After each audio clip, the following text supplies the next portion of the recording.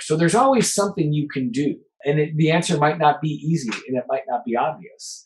But I think it's possible if you team up with the people on your team who are willing to try.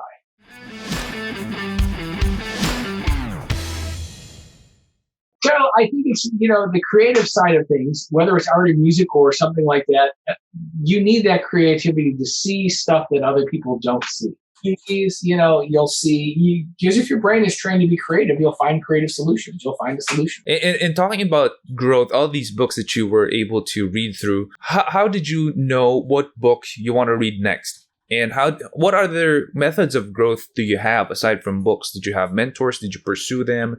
Do you listen to podcasts? Do you watch YouTube videos? What channels do you watch? Can you share some of that with us? For books, I would always go to the bookstore. We don't really have bookstores anymore, but there used to be bookstores. And I would go to the business department and grab a stack of books and just go, you buy a book for $9. I'd buy 5 books, go home and read them. And you started seeing patterns of the same people showing up over and over again. Oh, this guy's writing a book and this guy has a newsletter. So I get a newsletter. Dan Kennedy is one of the guys in the newsletter. Just you'd see names popping up over and over again, like people who are really out there doing it, or somebody who has a lot of books. Some of the leadership guys, I think it's John Maxwell, right?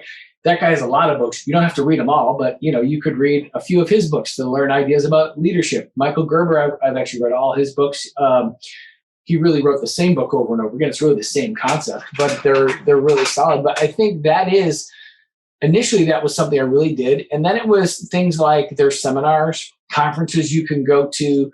And there's different ones, say someone like Tony Robbins has sort of the self-help, how do you get motivated conferences. Well, I'm pretty motivated, so I didn't really need that. But any kind of business related stuff, I would look at who's a great business leader and who's going to speak at it and who's going to be there. And so I would go to things like that. At some point, I actually, it's funny, my business got audited by the IRS. This is a funny story. And it was fine, but they wanted to, look at your finances. And so my accountant said, I do your taxes, I do your finances. You're fine. There's nothing to worry about, but you don't know anything about accounting. So we're going to go to this meeting and don't say anything because everything's fine. So you talking can only make things worse, right? He's like, so just go to the meeting and don't talk. Let me talk. I said, okay, great. So I sat there and they talked about finance. And I had no idea what they were talking about. I was like, I don't know anything about accounting. And so after that, I started taking accounting classes. And I took about, 3 or 4 years worth of accounting classes and really became this really good it's an accounting person. Yeah, it's funny because one of my accounting teachers she kept in touch with me. She goes, oh, they have a program at Harvard Business School you should really look into doing. And I was like, I don't know if I have the time. But I learned all about the accounting side of things. So that was a gap. So I knew marketing, I had learned management, and I knew I wasn't very good at it. I learned all sorts of things, but it was I didn't know anything about finance. So about 10 years ago, I learned as much about small business finance as I could. And I didn't do it all at once. I took a class, in the summer. I took one in the fall. I took basically, 4 classes a year for 3 years. So I took basically all the classes you would need to have a degree in accounting. Wow. That was just a personal growth thing. And it was weird. I was oddly good at it. It was handwritten exams and I was getting perfect scores. And the teachers are like, how are you getting perfect scores on this? Accounting makes absolute sense to me. I have no idea why. It's just because it balances, everything else is a wreck, but accounting, everything balances. So, yeah. But yeah, that was just something else I picked up along the way where it's this is kind of worth doing. Did you love it though? Yeah, well, I don't think I'd want to do it for a living, but it was super interesting to me. And I would then be able to go, I took a class on cost accounting. I said, I can go into my own business, take the spreadsheet and cost everything out and figure out where's my maximum profit? Are there things that, are there some things I could eliminate that maybe aren't making money, or do I want to keep them because they're sort of associated with the brand? So I was able to really make a decision based on actual concrete numbers, not just, because with marketing, it's I kind of have a feeling I think this one's going to do better than this other one. You sort of guess and you say, okay, and then you see what happens. And maybe it does well, or maybe it kind of stiffs. You go, oh, let's try this other one. And maybe so you made the wrong decision. But with numbers, it's they're numbers. They either add up or they don't. Yeah. If they don't add up, you got to do them over until you find the right answer. For sure. Talking about accounting, I was wondering, when you were going to rent your first office, I'm sure it wasn't just a matter of, my building doesn't allow me to run a business here and I have to go ahead and rent a place. I'm sure you did some accounting. Like, how big of a percentage of your revenue did you budget for the rent? And did you budget for hiring your one or two first employees? When it was time to actually rent a space, I just calculated by how many students do I need to cover the rent. And so what, like I need to make this much money. How many more students do I need to cover this? And so at that point, I was teaching at a college. And so that money that I was making sort of covered the rent. So I was kind of like, that was originally money I used to kind of go party and have fun with. So that money was now covering the rent. So I was like, okay, I was able to stay afloat financially and then grow it to where I was then back to where I was at. And so there was that sort of 1 year period where I got somebody in there working for me then. And he worked a few hours a week. And then pretty soon his money was covering the rent. And so I did some basic accounting, but knowing that I could afford it, if I retained my clients and things like that. It became more complicated as the space got bigger. We had to do a lot more of it. And I have just actually from the accounting classes, like we call them flexible budgets. You have your actual budget, you have, or I guess your budget, your actual spending, and then in between you can calculate the variances. You like, okay, were you over or under? And why were you over and under? Was the labor cost higher? Was the labor cost longer? Was materials, like what was your actual cost? And so you might go back and go, I'm over budget. Oh, but I gave them, a couple guys got a raise. Okay, well, that's not over budget. You just gave them a raise. So there are spreadsheets and things you do for that. And so I do that too for every department. And even we have like theater production shows. And so we'll do a flexible budget down to, okay, you have this many hours a week for people working. And if you sell this many tickets and that type of stuff. And I actually still do that because ultimately I need to do it because if the budget is wrong, then I'm the person who has to write the checks. The money is the one that you never outsource the money. That's for sure. Yeah. So you're doing your own accounting now. You don't have an outsourced. I definitely look at the books every day and look, okay, what were the deposits? How much money came in? What departments are doing well? What is somebody lagging behind in a certain, because COVID's weird right now, so you don't really necessarily, especially because right now we have the Delta variant and it affects kids. And so we're looking at, okay, private classes are doing well, certain group classes are doing well, certain other group classes aren't doing well. What is it about them that we could do? Is there something we could do about that? And so we know those because we run the numbers. If we didn't run the numbers, we'd be just sort of going, well, everything's kind of okay. I'm not sure, you wouldn't know, okay, this is a winner, this is a winner, this is okay, and this is a loser. You actually know that from doing the numbers. So versus just kind of saying, oh, everything kind of seems okay. Or you're not sure why it's not working. Yeah. And you mentioned that now with the Delta variant and the COVID, and what happened during the first lockdowns? What did you do? How did you pivot? You mentioned earlier that there was panic. How did you douse the panic? Yeah, it was interesting because in January of 2020, one of my teachers, she's from China, and I have another teacher from India. And they came to me in January and said, oh, there's this pandemic, COVID. And I go, oh, I think I heard something about that. Yeah, they said it's just going to go away, right? Because they're telling us on the news here. It's like, no, it's really serious. In China, this is what she told me. It's completely out of control, and they're going to shut down China, and they're not putting in the news. And I was thinking, like, in my mind, I'm like, wow, you're crazy. Like, there's no way we're going to.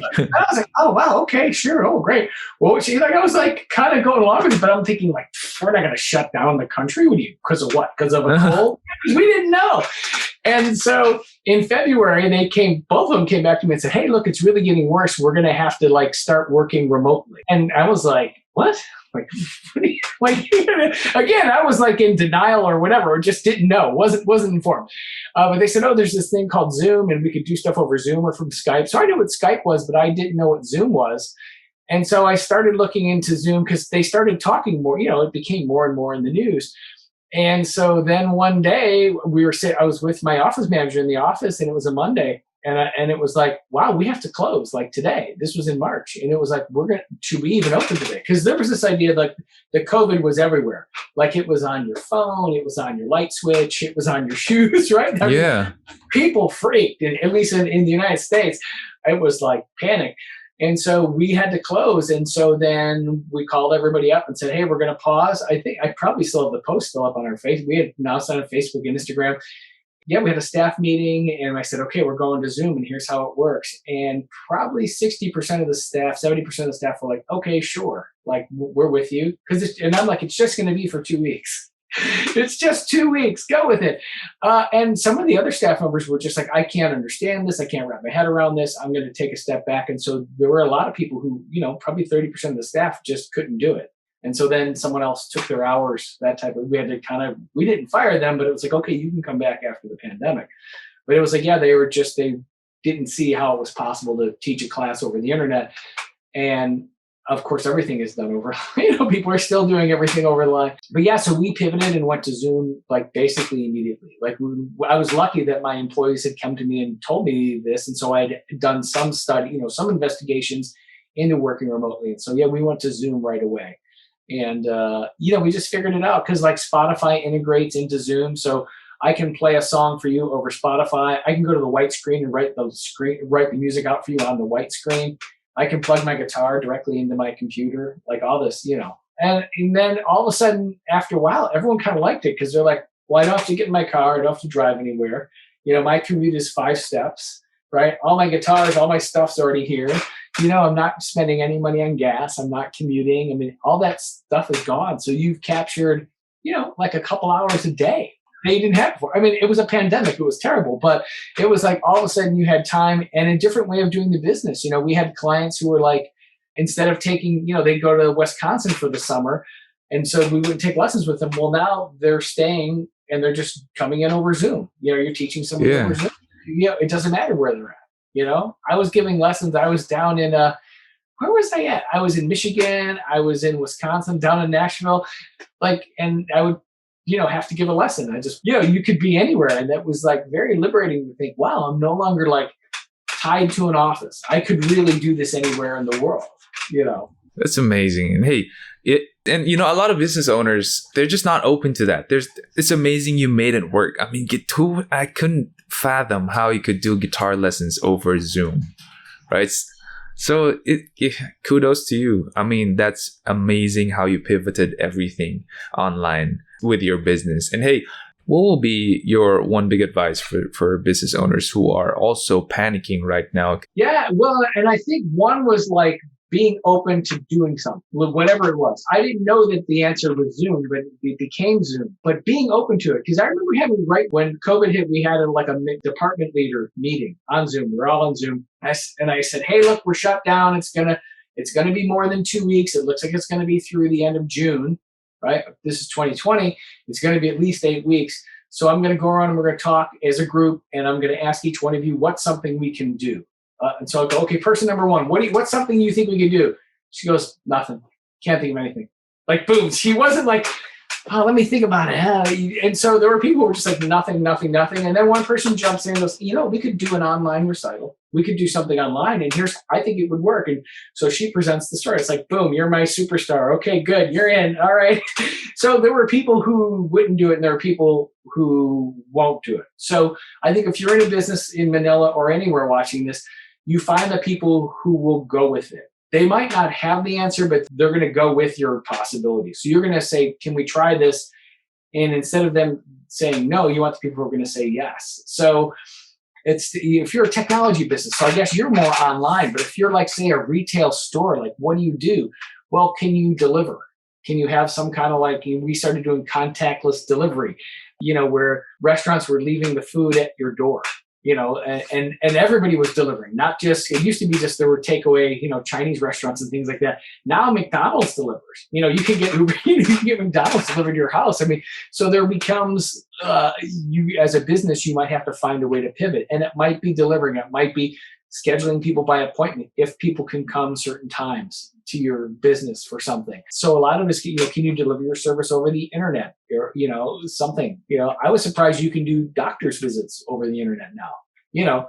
Obviously they're not gonna be able to listen to your heart, but you're gonna be able to talk to them about your symptoms and have like a meeting and things like that and get updates that you don't need to go into the office for. So there's always something you can do. And the answer might not be easy and it might not be obvious. But I think it's possible if you team up with the people on your team who are willing to try. Thanks so much, Chris. And hey, if people want to get in touch with you, what's the best place to do that? A good place would be if you're on Facebook. You can find me either through, if you want to talk about music stuff, through the Academy of Music and Art. You can find Chris Wilson Coaching, where I talk about business stuff, chriswilsoncoaching.net. You can contact me through that. There's a little box you can write me messages, and you can get a copy of my book through there. You can also just find me on Facebook. You can find me Chris Wilson Coaching, or just, there's a lot of Chris Wilsons, but there's only Chris Wilson Coaching.